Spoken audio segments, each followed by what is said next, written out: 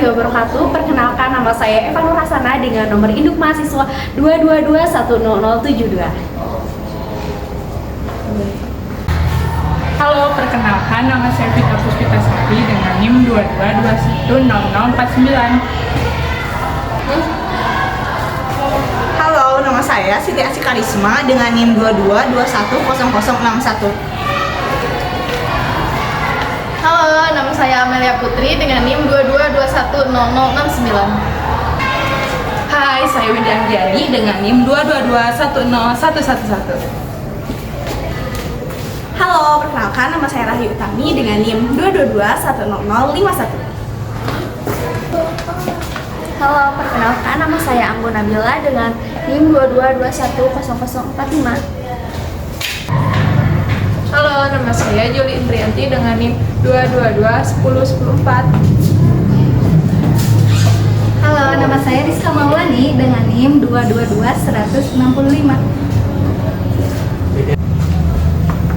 Halo, nama saya Saru Faturrahman dengan NIM 222158. Halo semuanya, nama saya Robi Rivaldo dengan NIM 22210060. Halo, nama saya Ramlin Romeo Hakim dengan NIM 222101105. Assalamualaikum warahmatullahi wabarakatuh. Salam sejahtera bagi kita semua. Om Swastiastu, Namo Buddhaya, salam kebajikan. Di sini saya dan kelompok saya telah membuat bahan ajar berupa modul, LKPD, dan musikalisasi puisi. Dan dalam video kali ini kami akan memaparkan hal-hal tersebut. Selamat menyaksikan. Terdapat informasi umum pada bagian awal modul ajar, di mana informasi umum ini meliputi identitas modul, kompetensi awal, profil pelajar Pancasila, sarana dan prasarana, target peserta didik, metode, model, dan pendekatan pembelajaran. Yang pertama itu ada identitas modul, nama penyusunnya ada di bawah sini. Lalu tahun penyusunannya tahun 2024. Satuan pendidikan yang kami pilih SMA, kelas 11, fase F, semester 1. Materi pembelajarannya bahasa Indonesia, alokasi waktunya 2 jam pembelajaran 2 kali 45 menit. Strategi pembelajarannya peningkatan kemampuan berpikir. Target peserta didiknya peserta didik reguler. Lalu yang kedua ada kompetensi awal peserta didik. Sebelum mengikuti pembelajaran, belum memahami pengertian, unsur, dan bentuk karya sastra. Yang kedua, peserta didik sebelum mengikuti pembelajaran belum bisa memahami atau membuat karya sastra secara kreatif dan menarik. Yang ketiga itu ada profil pelajar Pancasila. Yang pertama, beriman, bertakwa kepada Tuhan Yang Maha Esa, berakhlak mulia. Yang kedua ada berkebinekaan global. Yang ketiga ada gotong royong. Yang keempat, mandiri. Yang kelima, bernalar kritis. Yang keenam, kreatif. Nah, yang keempat yaitu ada sarana dan prasarana. Yang pertama sarana yaitu meliputi alat pembelajaran. Ada laptop, proyektor, speaker, dan gawai. Kemudian ada bahan pembelajaran, yaitu ada modul pembelajaran, LKPD, dan internet.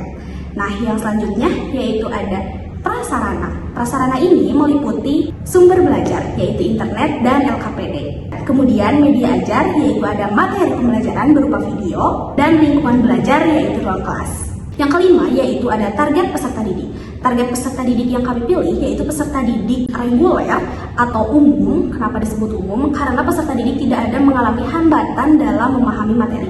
Jikapun ada peserta didik yang mengalami hambatan dalam mencerna materi, kami akan menyeimbangkan dengan kemampuan peserta didik tersebut, seperti menyediakan materi melalui media visual ataupun audiovisual. Selanjutnya ada komponen inti, di mana capaian pembelajarannya adalah peserta didik dapat menunjukkan karya sastra secara kreatif dan menarik. Lalu ada tujuan pembelajarannya. Pada pertemuan 1 terdapat 4 tujuan pembelajaran, yaitu menguraikan definisi karya sastra, merinci bentuk karya sastra berupa puisi, menganalisis unsur-unsur puisi, dan membandingkan bentuk apresiasi puisi. Yang kedua, membuat salah satu karya sastra yang kreatif dan menarik berupa musikalisasi puisi. Yang kedua, menyajikan salah satu karya sastra secara kreatif dan menarik berupa musikalisasi puisi yang pemahamannya bermakna peserta didik dapat memiliki pengalaman dan keterampilan sesuai dengan kemampuan yang dimiliki. Tugas proyek karya sastra berupa musikalisasi puisi. Lalu pemahaman bermakna peserta didik dapat memiliki pengalaman dan keterampilan sesuai dengan kemampuan yang dimiliki melalui tugas proyek karya sastra berupa musikalisasi puisi. Nah, pertanyaannya, apakah di antara kalian ada yang pernah atau suka membaca puisi? Dalam alur tujuan pembelajaran, terdapat 6 sintak dengan model pembelajaran Project Based Learning. Dengan 4 sintak di pertemuan pertama dan 2 di sintak terakhir di pertemuan kedua. Lalu di sini ada kegiatan pendahuluan, di mana guru dan peserta didik saling memberi dan menjawab salam. Selanjutnya, guru dan peserta didik membaca doa terlebih dahulu sebelum pembelajaran berlangsung. Selanjutnya, guru bersama peserta didik menyanyikan lagu Kebangsaan Indonesia Raya dan lagu nasional. Lalu, guru menyiapkan sumber media dan alat pembelajaran seperti laptop, proyektor, dan infokus. Kemudian, guru memeriksa kerapian dan kehadiran peserta didik. Selanjutnya, guru menginformasikan capaian pembelajaran materi dan kegiatan yang akan dilakukan peserta didik. Kemudian, guru memberikan motivasi kepada peserta didik agar peserta didik semangat untuk melakukan kegiatan pembelajaran. Yang terakhir, guru dan peserta didik mengulas kembali materi pada pertemuan sebelumnya.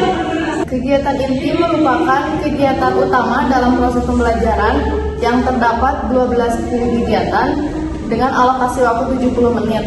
Kegiatan inti ini menggunakan model pembelajaran Project Based Learning dengan sintaks pertama yaitu pertanyaan mendasar. Dengan kegiatan guru memberikan pertanyaan stimulus kepada peserta didik mengenai materi yang akan dipaparkan.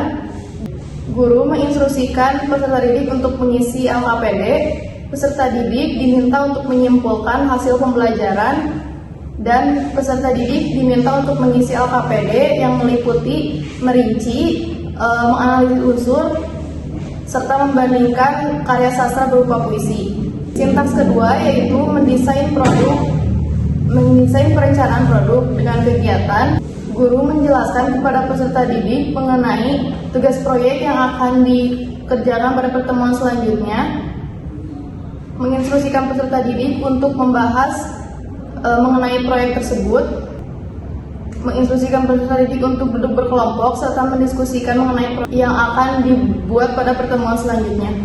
Sintaks ketiga itu menyusun jadwal pelaksanaan proyek. Dengan kegiatan, peserta didik didampingi oleh guru menyusun jadwal perencanaan proyek dengan 2 pertemuan. Pada pertemuan pertama, peserta didik diminta untuk mengonsep proyek akhir yang akan dibuat pada pertemuan selanjutnya berupa musikalisasi puisi, dan pada pertemuan kedua peserta didik diminta untuk menyajikan proyek akhir yang dibentuk dalam bentuk video dan diunggah ke YouTube.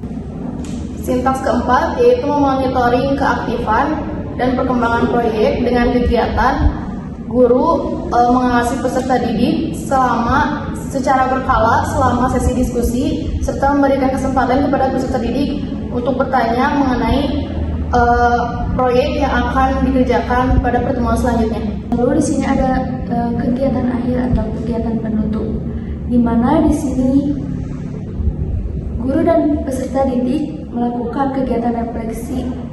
Guru meminta peserta didik untuk menyampaikan apa yang sudah dan belum dikuasai atau dipahami para peserta didik. Selanjutnya, perasaan peserta didik selama kegiatan proses pembelajaran. Lalu kegiatan pembelajaran yang paling disenangi para peserta didik dan kegiatan pembelajaran yang paling membosankan para peserta didik. Kegiatan refleksi dapat disampaikan oleh peserta didik secara lisan atau tulisan yang menarik.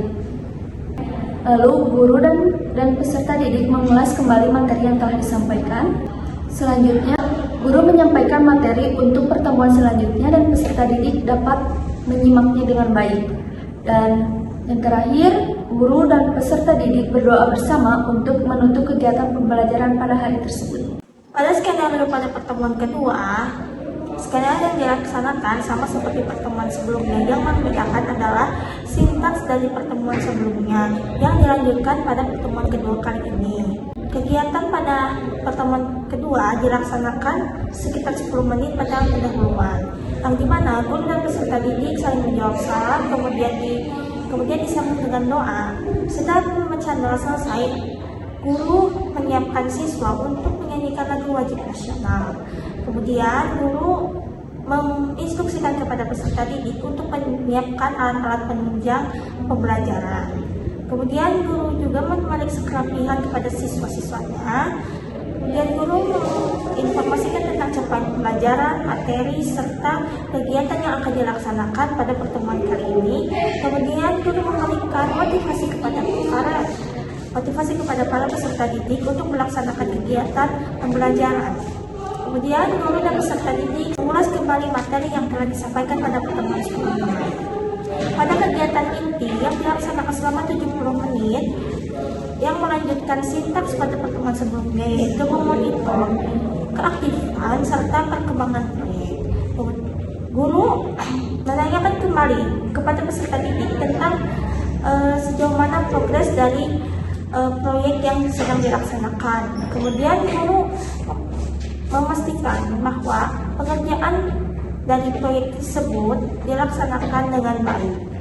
Kemudian guru menanyakan kembali apa kesulitan yang dihadapi para peserta didik selama proyek sedang berlangsung. Kemudian selanjutnya guru meminta kelompok peserta didik untuk menampilkan video atau audio musikalisasi puisi yang telah dibuat melalui speaker atau infografis. Nah, di sini sintaks dari model pembelajarannya yaitu menguji hasil. Kemudian selanjutnya guru dan peserta didik memberikan tanggapan dan apresiasi, dan guru memberikan penguatan terkait proyek yang telah ditampilkan. Nah, di sini sintaks model pembelajarannya yaitu evaluasi pengalaman belajar. Selanjutnya ada kegiatan penutup yang dilakukan di 10 menit. Guru dan peserta didik melakukan kegiatan refleksi.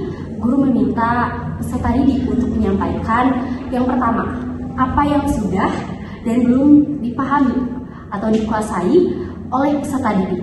Nah, yang kedua, perasaan peserta didik selama proses pembelajaran tersebut. Kemudian yang ketiga, kegiatan pembelajaran yang paling disenangi oleh peserta didik. Dan yang keempat, kegiatan pembelajaran yang membosankan peserta didik. Nah, kegiatan refleksi ini disampaikan oleh peserta didik secara lisan atau tulisan yang menarik. Dan guru dan peserta didik mengulas kembali materi mengenai puisi dan musikalisasi puisi. Selanjutnya, guru menyampaikan materi untuk pertemuan selanjutnya dan peserta didik menyimak dengan baik. Kemudian, guru dan peserta didik berdoa bersama untuk menutup kegiatan pembelajaran pada hari tersebut. Sekian pemaparan dari kami mengenai skenario atau kegiatan pembelajaran. Terima kasih. Selanjutnya terdapat lembar kerja peserta didik pada pertemuan pertama yang bertemakan kreasi dengan musikalisasi puisi. Capaian pembelajaran pada pertemuan ini yaitu peserta didik dapat menyajikan karya sastra secara kreatif dan menarik. Tujuan pembelajaran pada pertemuan pertama ini, yang pertama, menguraikan definisi karya sastra, yang kedua, menganalisis unsur-unsur karya sastra berupa puisi, yang ketiga, merinci bentuk-bentuk karya sastra, dan yang terakhir yaitu membandingkan bentuk-bentuk karya sastra. Yang di dalamnya terdapat soal yang pertama, apa yang dimaksud dengan karya sastra, yang kedua, analisis puisi tersebut dengan seksama, kemudian kemukakan pendapat Anda tentang unsur-unsur karya sastra berupa puisi, yang ketiga, uraikanlah secara terperinci bentuk-bentuk karya sastra. Dan yang terakhir yaitu temukanlah perbedaan dan persamaan dari apresiasi bentuk-bentuk puisi. Pada pertemuan kedua, yang pertama yaitu membuat salah satu karya sastra secara kreatif dan menarik berupa musikalisasi puisi. Yang kedua, menyajikan salah satu karya sastra secara kreatif dan menarik berupa musikalisasi puisi. Yang di dalamnya terdapat soal yang berisikan satu, pilihlah puisi lalu buatlah puisi tersebut ke dalam bentuk musikalisasi puisi. Yang kedua, sajikan musikalisasi puisi tersebut ke dalam video yang diunggah ke YouTube. Nah, di dalam ini terdapat materi karya sastra ini meliputi pengertian, unsur, fungsi, dan juga bentuk. Nah, dalam hal bentuk atau jenis ini, kami mengambil bentuk karya sastra fiksi, yaitu berupa puisi, yang mana dalam materi puisi tersebut terkandung pengertian dan juga bentuk apresiasi.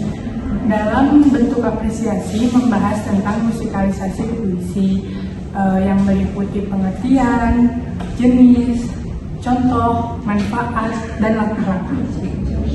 Di sini kami juga membuat rubrik penilaian. Terdapat 2 rubrik, 4 penilaian untuk pertemuan pertama dan kedua dengan 4 nilai, yaitu A, B, C, dan D. Di mana A ketika peserta didik mampu menguraikan definisi karya sastra dengan sangat tepat, B, peserta didik mampu menguraikan definisi karya sastra dengan tepat, C, peserta didik mampu menguraikan definisi karya sastra dengan kurang tepat, dan D, peserta didik mampu menguraikan definisi karya sastra dengan tidak tepat. Penilaian kedua, di mana A ketika peserta didik mampu merinci bentuk karya sastra dengan sangat tepat. B, peserta didik mampu merincikan bentuk karya sastra dengan tepat.